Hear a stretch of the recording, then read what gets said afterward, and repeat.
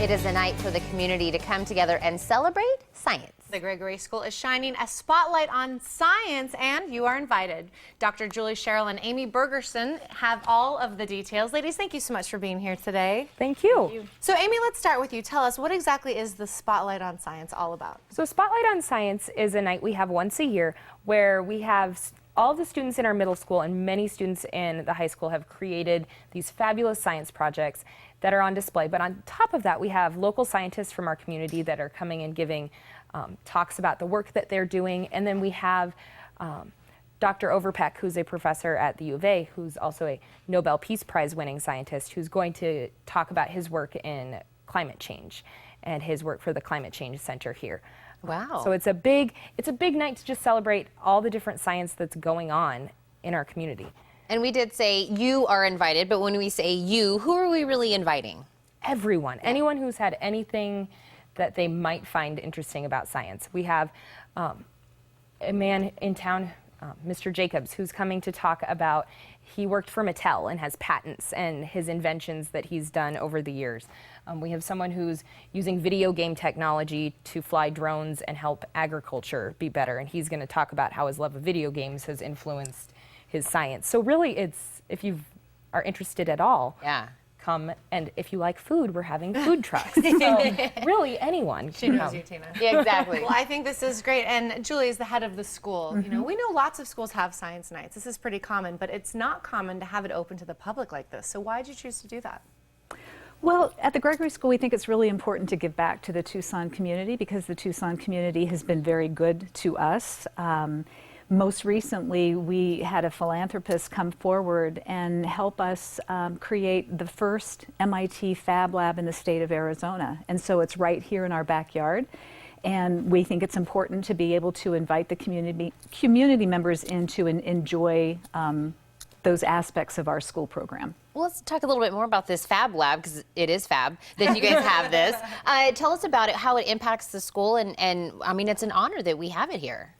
It's a tremendous honor, and we are so excited. It is a digitized fabrication lab, and so it is a learning place where all of our students, whether they're in Amy's 5th grade class or they're a senior in the high school, can literally come together and make prototypes using digital equipment such as 3D printers. We have a laser cutter, we have vinyl cutters, and probably even more importantly, we use something called a design protocol that came out of the Stanford D School.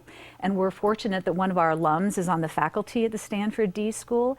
And so our faculty and students work together using this protocol to design solutions to problems that they come up with through their academic content area. So it's a really exciting learning laboratory. And I'm really enjoying the pictures that we're seeing of the students working on the different things, but you actually brought to today an example of one of the things that we've made. Yeah, so this here in 5th grade, we study animals in Tucson and what the desert habitat is like. And we had different students pick different birds in town, and they really focused in on what their habitat was. And then they designed a birdhouse that was specific for that bird and what that bird needed. So one pair of students designed this birdhouse for screech owls because they live in saguaro cactus. And so they used the laser cutter to figure out how to make the wood bend so it could resemble the saguaro cacti. And it's amazing. The amount of work that they put into that and having to test it and retest was really a better lesson, I think, than just learning about the birds themselves. They learned, you try it, doesn't work, you try it again, and if that doesn't work, you keep going. And eventually they have this amazing product that they're incredibly proud of.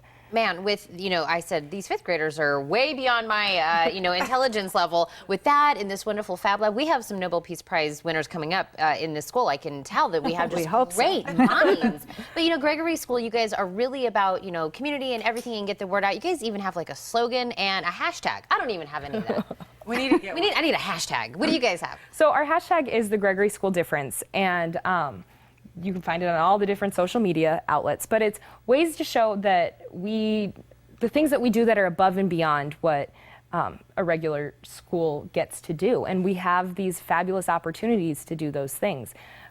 And it's a great way to showcase all of the different things in one nice little You click on the hashtag and it's all there. And there you go. I know. That's what it's all meant for. So we want people to come out to Science Night. Like you said, you're going to learn a lot because we have all these different speakers coming out, see what the great work the kids are doing, and just learn about the Gregory School and the difference you guys are making. Absolutely. So thank you, ladies, so much for coming today. Thank you. Absolutely. Now, the Gregory School Spotlight on Science Night is this Wednesday starting at 5 o'clock with breakout sessions at 5:30 and 6:30 and a keynote presentation with Dr. Overpeck at 7:15. If you have any questions, call 327-6395 or visit gregoryschool.org.